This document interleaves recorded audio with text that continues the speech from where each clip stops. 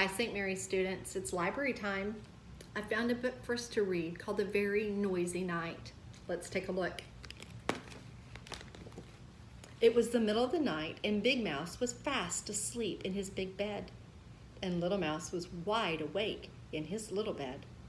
Big Mouse, called Little Mouse. I can hear something rushing around the house, huffing and puffing. Big Mouse opened one eye and lifted one ear. It's only the wind, he said. Can I come into your bed? Asked Little Mouse. No, said Big Mouse. There isn't room. And he turned over and went back to sleep. Little Mouse lay listening to the wind. Then suddenly, between a huff and a puff, came a tap, tap, tap. Little Mouse climbed out of bed and opened the front door just a crack and peeped outside. Whoosh went the wind, but there was no one outside. Big Mouse, called Little Mouse. I can hear someone tapping. I think there's a burglar on the roof. Big Mouse got out of bed, opened the bedroom curtains. Look, he said, it's only a branch tapping on the window. Now go back to bed. Can I come into your bed? Asked Little Mouse. No, said Big Mouse. You wiggle. Little Mouse lay in his own bed and listened to the wind huffing and puffing, and the branch tapping, and someone calling, hoo, hoo.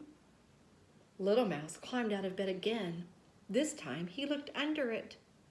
Then he looked in the wardrobe, and feeling very frightened, he yelled, Big Mouse, I think there is a ghost in the room, and it's looking for someone. It keeps calling, hoo, hoo.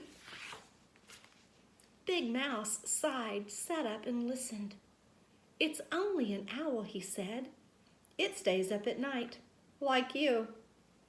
Can I come into your bed? Asked Little Mouse. No, said Big Mouse. Your paws are always cold. Big Mouse pulled the blanket up over his head and went back to sleep. And Little Mouse got back into his own bed. Little Mouse sat up, listened to the wind huffing and puffing, and the branch tapping, and the owl hooting. But what was that?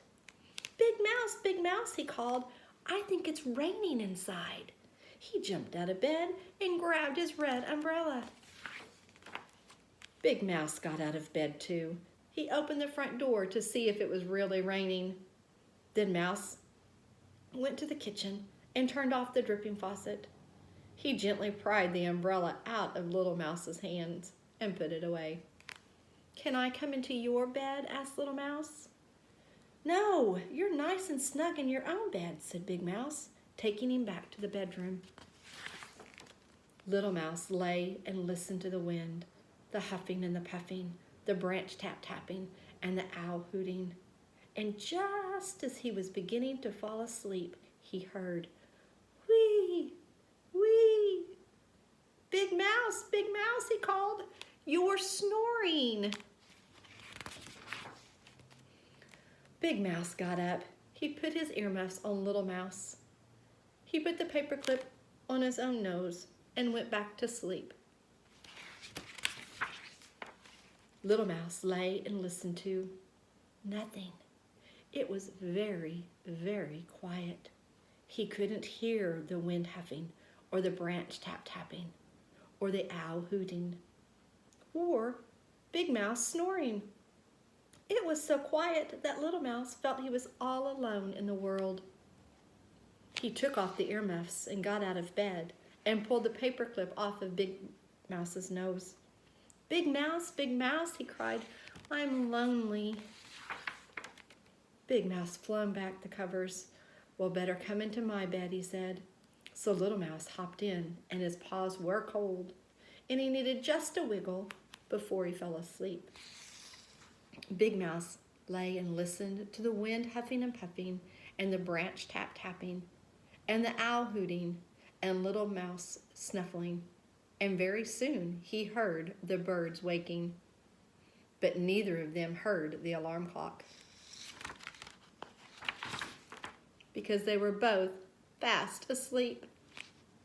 I hope you enjoyed the book, and I look forward to seeing you next week during library time. Bye.